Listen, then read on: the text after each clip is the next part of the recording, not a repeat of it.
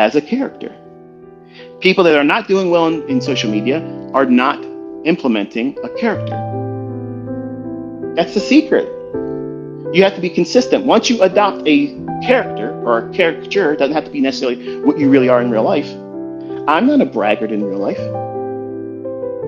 But I play that stone cold in your face brash because I know it pisses people off. It works. It gets people talking. But my best work isn't the rants that I'm cussing and ranting and raving. That's just to break up the monotony of the discussion. Because sometimes I'll talk and it's like, I'm falling asleep. I'm falling asleep. My wife said it also. Like, your voice is very soothing. I love when you're talking to me because when I'm tired, it relaxes me and I fall asleep easy. I don't get it. I don't like my voice. But I know it works. And when I'm done doing this, I'm going to do sleep aid audiobooks. I'm not, but I'm just trying to be funny. I can make money doing that. Bedtime stories by ICT. But there is something new under the sun every day. There are so many opportunities for you to find what you don't realize or recognize as your future successful self. If you're hanging around people on social media and allowing them to be toxic and constantly dumping on other people, or if they're constantly dumping on you or challenging you, or you're inviting other people to critique your endeavor in wanting to learn how to do this, why would you allow someone that could potentially give you adverse responses, something that's not going to be in agreement with what you went into this learning, hoping to do better in finances? Why would you allow that opportunity for people that may not agree with you, and you allow them the opportunity? So that means you care enough about their opinion. Otherwise, you wouldn't have invited them in the conversation. For them to be able to say something that would be detrimental to your desire to be tenacious. You got to be like that pit bull holding onto a pork chop. You're not letting go. No matter how many people talk bad about me, or what they say about me, or what they say this or that, it doesn't matter. Because you have done enough work to see that this stuff works. Because when you're successful and you're making millions of dollars, you're not going to be looking at the shrine of ICT, okay, in your house, lighting fucking candles and paying homage to me. You're not even going to be thinking about me. And that's exactly what I want from you. I want you to run. Spread your fucking wings and fly. Don't look back. No bird gets kicked out of the nest and says, all right, I'm doing really well flying. Let's go back home and check out mom and dad. They're not doing that. They're not doing that. And that's exactly what I want from all of you. While you're in the nest, sure, you got to be coddled a little bit. You got to be encouraged. One day you're going to be out there flying just like the rest of them. But you're not there yet. But some of you want to run out of the nest and think you're ready to fly when you're not. The only thing you're good at and ready to do is bounce one time, and that's it. You won't survive it. So I hold you in the nest long enough for you to discover your weaknesses, because that's the secret. That's the secret that you don't realize. The things that you view underneath your skin that you won't want to talk about to anybody else, the things that you're afraid of, the real things that you're afraid of, failure. You're afraid of it. And as long as you're afraid of failure, you're never going to find success, because you've made failure so formidable that it has no other room on the stage to allow success to arrive. And that'll preach right there. You're fearful of what if. Fill in the blank after that. Anything negative. What if I don't do as well as my girlfriend hoped I would? Let me tell you something. If you've made the mistake of letting your successful trades be seen in the eyes and ear of whoever you're with in a relationship, whether it's a long-term relationship, married, or just recently got together, if you made the mistake of doing that and any progress isn't championed by them, that right there is a red fucking flag. That is a red flag right there. I'm not saying divorce. I'm not saying do that. I'm just saying don't talk about it no more. Because if they love you and they really want to see you succeed, they're your friend, they're your lover, they're your partner, they're your significant, they're going to say, that was awesome. How did you do that? Where'd you learn that? That's somebody that gives a shit. That's someone that cares. You know what? I've already said it. I'm not going to relive it again. But I only had one person, and I'm not married to her. I only had one person that ever told me those things. So the reasons that I tell you not to talk about it to your loved ones, your family and your friends and coworkers, is because they're not going to see it as a form of an opportunity to encourage you. Because they're doing the same shit, working for their money and doing things that they don't really want to be doing in conditions they don't want to be under. They believe there's nothing new under the sun. Those people believe there's nothing new under the sun. But the people that succeed, not just in trading, everything, they know there's something new under the sun. Look at Elon Musk, this crazy motherfucker. He has rockets that fly and land like you're watching a video in reverse. That to me is fascinating. The little boy in me is fascinated by that. That's wild. That's something new. 200 fucking years ago, we didn't see anything like that. So no, that scripture doesn't encompass everything. There's nothing new under the sun, meaning that people are creatures of habit and they're going to do things that they should not do, and they know they shouldn't do it, but they still do it anyway.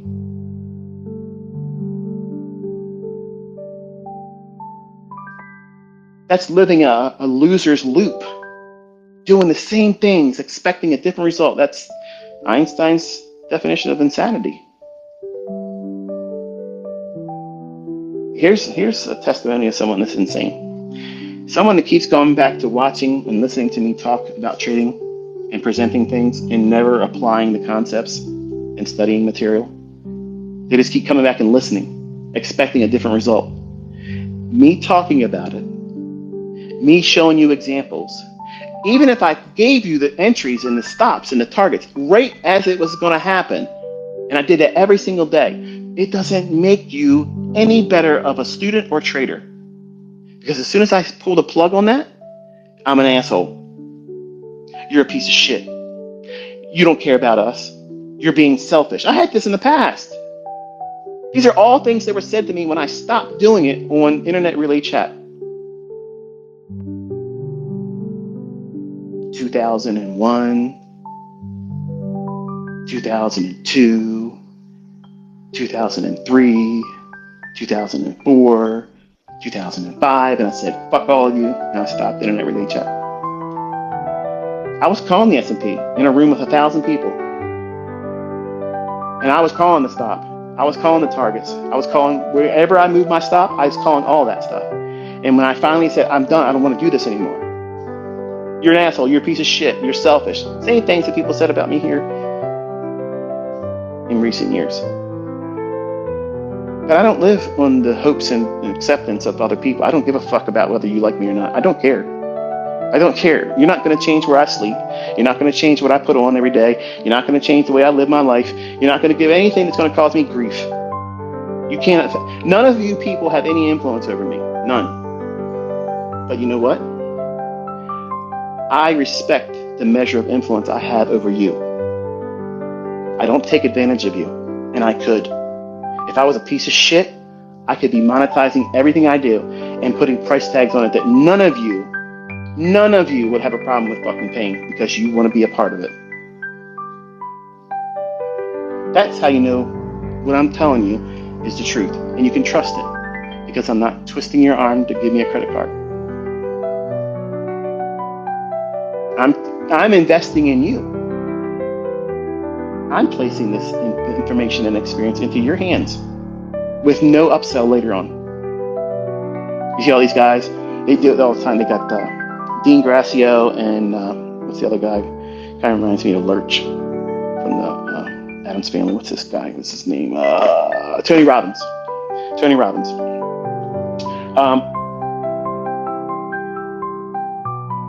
They do these things every year now. They're getting ready to do it, I think, this coming week, where it's free for 3 days. They talk for a couple hours. And it's just basically 3 days of commercial to buy into some bullshit later on. That's it. What are they doing? They're talking to you. They're inspiring you. Sure, they got into real estate. Tony Robbins got into motivational speaking. He used to be a janitor. He was an oddity in the beginning. He was a big guy, kind of looked like Lurch. Real kind of awkward. That was, to me, his gimmick. Like, look at this guy. And that's what held my attention. I've never heard anything from Tony Robbins that said, wow, shit, man, I've been doing it all wrong. He's right. He really is right. I need to walk out there on some burning fucking coals right now. Yeah. Not realizing that that's one of the oldest tricks in performance. You can walk across coals, but let's scoot your feet under the coals and walk across them. That won't happen. When you walk on coals like that, as long as they have ash on them, when you walk across it, there's a small little moment of time where you'll feel warmth, but you ain't getting burnt. You stand still, you're burning. So that's like when you watch martial artists and they do a display where they take bricks and they stack them on top of each other and they have a small little pencil or dowel rod in between them. All you have to do is break the top brick and keep the momentum going. When that brick breaks in the middle, that focused impact on the one beneath it keeps going, and it's a chain reaction that breaks all of them. As long as you keep the momentum going down, you have to be able to break that first one. Or a fraud way of breaking a brick. And these are all things I used to do. I used to go to expositions and I'd tell my friend Sean, I said, look, see how he's holding this brick? He's holding this brick up a quarter of an inch above the edge of the brick it's resting on, and they karate chop it, right?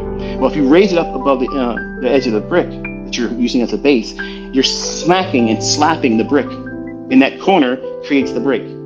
So even a child can break a brick like that. But put the brick flat and try to chop it, it won't break. So that you can be a fraud and look like a master. But you can't come out here and call yourself a master and not be able to do it in front of everybody. See, I create these internal wrestling matches in all of you as my audience members. I chose that word specifically because not all of you are students. But you all are members of the audience. And I force the decision on you to decide whether or not, wow, this guy really has something that works. A lot of you now fall in love with ICT concepts because you've seen two men come out there and make a huge amount of money in a very small period of time. What's changed? You watch somebody else in the audience get off their ass and apply themselves and do it. I did not tell any of these individuals what to buy or sell. I didn't tell them when to get in, when to get out, what size contract to trade, period. They did it all by themselves. They used the same material that's exposed to you right now too. What's the difference? Something new under the sun for them. A desire to do it the right way. Stop doing it the wrong way. Stop believing it can't be for them. This world is going to tell you that you're never going to be successful. It's too hard. Don't even try. Just be thankful that you have a good job and you can pay your bills. Folks, that's getting real hard to do. That's getting real hard to do. And what kind of life is that? Is that passionate living? No. Do you wake up in the morning and say to yourself, I'm awake now. Damn it, I got so many opportunities. Let's get out of this bed and let's get it going. Let's go. Chances are, hell the fuck no. I don't need to drink coffee. I don't drink coffee. That shit will cause brain damage, okay? Dementia is the result of what you're doing. Don't believe me. I don't want you to believe me. Do your own research. But coffee leads to onset dementia later on. You drink a lot of it, you're increasing it. You don't need to stimulate yourself like that. If you're passionate about what you're doing every day and you have a principally oriented life, why are you getting out of bed today? Well, for most of you, it's because you have to go to work. Why? Because you have to take care of yourself. You have a family to take care of. You have means to an end to get your ends met. Whatever that job is, whatever that means is, you have to get there on time to keep yourself gainfully employed. You may not be excited about going there or being there or even appreciate the fact that you're gainfully employed, but you should be. You should be thankful that you are right now making your ends meet, even if it's by barely getting it done by your job, because a lot of people don't have that right now. So you're actually doing a lot better than most people, even if you're just working your job.